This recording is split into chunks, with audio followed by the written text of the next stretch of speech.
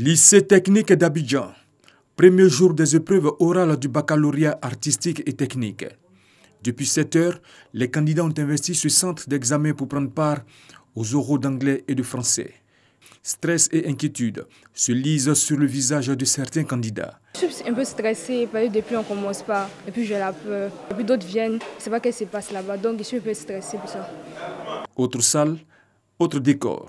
Ici, le temps est à la réflexion. Where do you go to school? Ces épreuves orales d'anglais semblent abordables pour Cédric et ses camarades. J'ai choisi un texte que je dois commenter. Pour le moment, je trouve que c'est abordable, c'est plutôt abordable. En ce qui concerne les tests, les images, bon, les questions, ça va. Voilà. Je m'en sors pas mal. Voilà.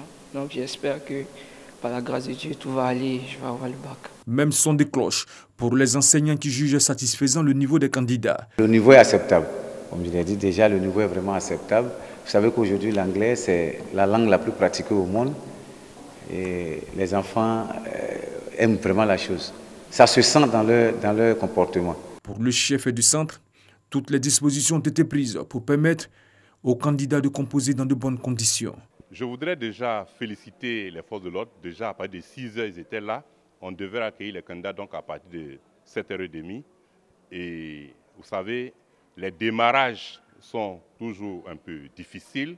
Et à partir de 8h30, on a pu mettre les premiers candidats déjà en salle. Ce sont au total 748 candidats qui prennent part à ces épreuves d'anglais et de français du baccalauréat artistique et technique au lycée technique d'Abidjan.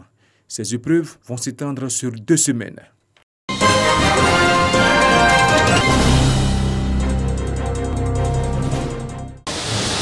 Des soldats mobilisés en plein combat contre les flammes qui ne cessent de ravager les magasins du grand marché de Port-Boué. Un incendie déclenché dans la nuit du lundi 24 juin au mardi 25 juin 2019 aux environs de 3 h du matin. On était là à jouer 4 au quartier ici et on a entendu tout d'un coup, comme le courant a explosé. C'est après ça que l'étincelle a commencé et puis on a la vidéo ici. On est rentré au commissariat, on a averti. Là, quand les policiers sont sortis aussi, ils ont constaté ça. Ils ont commencé à appeler les pompiers. On dit on ne pourrait pas rentrer parce que c'était affaire de courant. C'est dans une synergie d'action que les soldats du feu venus de la caserne de l'Indéné d'Adjamé sont arrivés à bout des flammes grâce au soutien des éléments de l'armée française basés au 43e BIMA de Port-Boué, des pompiers de la société ivoirienne et raffinage et ceux du port autonome d'Abidjan.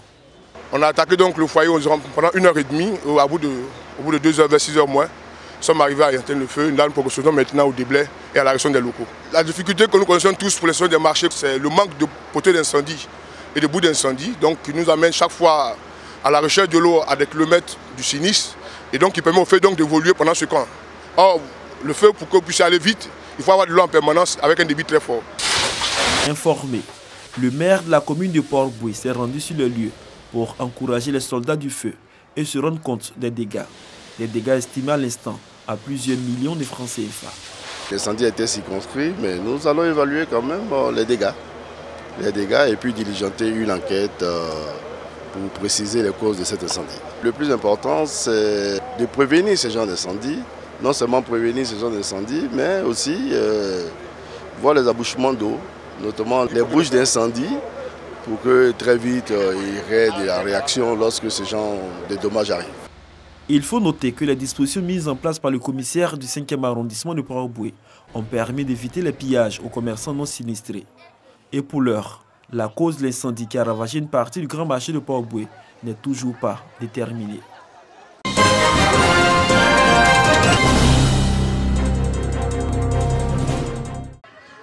Village CAN 2019 de Bouaké. Premier match-up de la Côte d'Ivoire pour le compte du groupe D. Autorités et population présents pour soutenir les éléphants. Des pronostics, tous en faveur de l'équipe nationale. Pour ce match, je donne 2-0 pour la Côte d'Ivoire. 2-0 pour la Côte d'Ivoire, Inch'Allah. Et à 0, là ça va plus mal. Mi-temps, score nul. Les supporters des éléphants de Côte d'Ivoire restent confiants. Par rapport à la première mi-temps, ils ont bien joué. D'ici qu'on appelle fin du match, on va gagner. À la 64e minute de jeu, Jonathan Kodja ouvre le score, libérant ainsi les nombreux supporters. Score final 1-0 pour la Côte d'Ivoire. Les supporters se prononcent sur la performance des Pachidem. Un peu mitigé quand même, car nous aurons pu gagner par un plus large score. Et l'essentiel est fait. Le vendredi prochain, les éléphants de Côte d'Ivoire croiseront le fer avec les lions de l'Atlas. Une rencontre décisive pour la qualification pour les 8e de finale.